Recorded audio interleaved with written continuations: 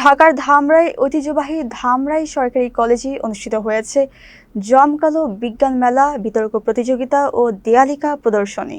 মেধা, সৃজনশীলতা ও উদ্ভাবনী চিন্তার এই মিলন মেলায় অংশ নেন কলেজের শত শত শিক্ষার্থী। পুরো ক্যাম্পাস জুড়ে ছিল উৎসবমুখর পরিবেশ। কলেজের করিডর জুড়ে শিক্ষার্থীদের নিজ হাতে তৈরি দেয়ালিকায় ফুটে ওঠে সমসাময়িক নানা বিষয়, সাহিত্য চর্চা ও দেশপ্রেমের গল্প। এরপর শুরু হয় বিতর্ক প্রতিযোগিতা, যেখানে তথ্য প্রযুক্তির সুফল ও কুফল নিয়ে পক্ষে বিপক্ষে চলে প্রাণবন্ত যুক্তিতর্ক। বিজ্ঞান মেলায় শিক্ষার্থীরা পরিবেশ দূষণ রোধ, স্মার্ট সিটি পরিকল্পনা, স্মার্ট ট্রাফিক সিস্টেম এবং নবায়নযোগ্য শক্তির ব্যবহার সহ নানা উদ্ভাবনী প্রকল্প উপস্থাপন করে। আয়োজকরা জানান, এ ধরনের অনুষ্ঠান শিক্ষার্থীদের বিজ্ঞান মনস্ক, সৃজনশীল ও যুক্তিবাদী করে গড়ে তুলতে গুরুত্বপূর্ণ ভূমিকা রাখে। শিক্ষক ও অভিভাবকরাও এই আয়োজনকে স্বাগত জানান।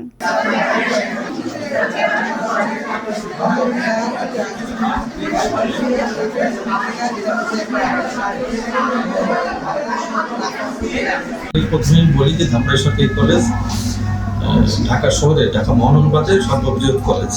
এখানে প্রায় 15,000 শিক্ষার্থী অধ্যয়ন করেন।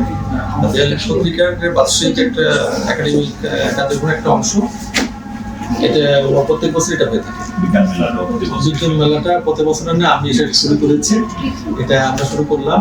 আমাদের টার্গেট আছে আগামী বছর আন্তঃ কলেজ বিজ্ঞান মেলা এই অক্টোবর। আপনারা যে লেখাপড়ার সাথে সাথে সহশিক্ষা কার্যক্রম জরুরি, যেহেতু সামাজিক এখন কিছু ব্যাধি আছে, এইগুলোকে মুক্ত থাকতে গেলে ছাত্রদেরকে ওদেরকে এক্সট্রা কারিকুলামে এনগেজ করতে হবে।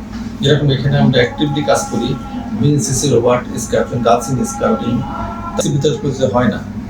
তা আমাদের উদ্দেশ্য যে এটাকে আমরা অন্তর্ভুক্ত করবো। এটার কারণে আমরা এই প্রথমবারের মতো বিতর্ক প্রতিযোগিতা শুরু হচ্ছে।